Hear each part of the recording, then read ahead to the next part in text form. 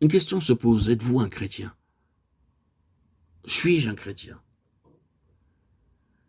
Lisons Colossiens 3,11. Notre texte dit, il n'y a ni juif, ni grec, ni circoncis, ni incirconcis, ni barbare, ni scythe, ni esclave, ni homme libre. Mais Christ est tout et en tous. On a revêti l'homme nouveau qui se renouvelle dans la connaissance selon l'image de celui qui l'a créé. S'il est vrai que dans la pensée de Dieu, la vie chrétienne tout entière se résume dans cette parole, Christ tout, en tout. La question se pose, êtes-vous un chrétien? Par la croix, nous sommes censés avoir cédé la place au Seigneur Jésus. Si nous faisons possession d'être venus à lui par le chemin du calvaire, il doit s'en suivre que la croix nous a éliminés pour que Christ soit tout et en tous. Qu'en est-il en réalité? Quant à moi, j'ai encore besoin du monde. Oh, un peu seulement. En dehors de Dieu, je tiens encore à ceci, à cela, et j'y tiens de propos délibérés.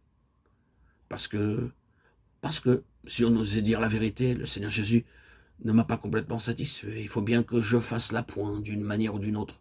Le compte n'y est pas.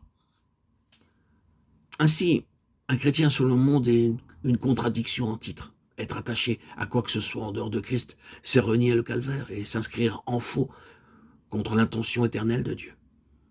Allez-vous prendre cette responsabilité? Dieu a décidé de toute éternité que son Fils serait tout en tous et en toutes choses. Or, nous faisons profession d'appartenir au Seigneur Jésus et les choses ne seraient pas vraies pour nous. Il y a quelque chose qui ne va pas. Là, il y a un déni, il y a une contradiction. Nous nous opposons à la pensée de Dieu. Nous résistons à son plan.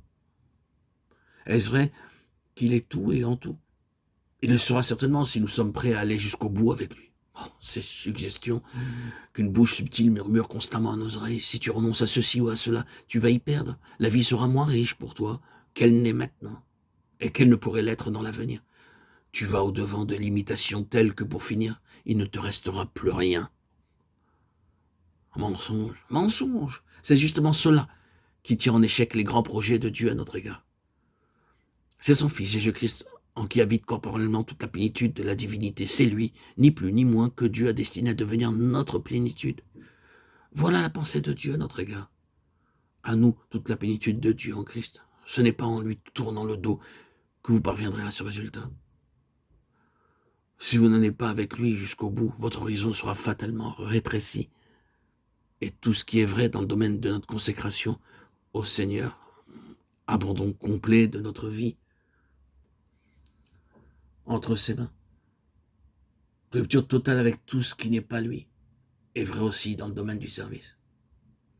La chair aime à se prélasser dans l'œuvre de Dieu, et si nous faisons mine de ne vouloir dépendre que de lui, elle cherche à nous laisser entendre que nous avons devant nous des jours d'anxiété. Mais une vie de dépendance de Dieu peut être un vrai conte de fées.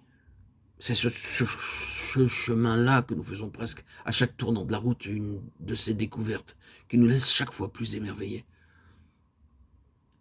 On peut se sentir à demi-mort à un moment donné, 5 minutes plus tard, pour peu que Dieu nous donne quelque chose à faire, se sentir envahi par un renouveau de vie, quoique dépendant de lui pour les moindres mouvements. Mais on apprend à le connaître sur ce chemin. Puis, après cette expérience, vous voilà de nouveau aussi anéanti que tout à l'heure. Mais vous vous souvenez que le Seigneur vient de faire quelque chose. Et il le fait de nouveau. Et la vie en devient un véritable roman.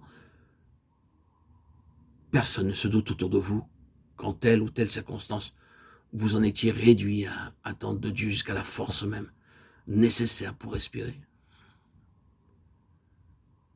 Quelle bénédiction de pouvoir se dire que c'est Dieu qui l'a fait et que, livré à vous-même, vous n'y seriez jamais parvenu.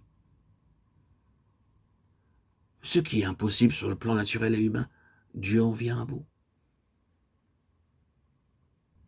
Frères et sœurs en Christ, bien-aimés, prolongez ces propos dans le domaine de l'Église et appliquez le test.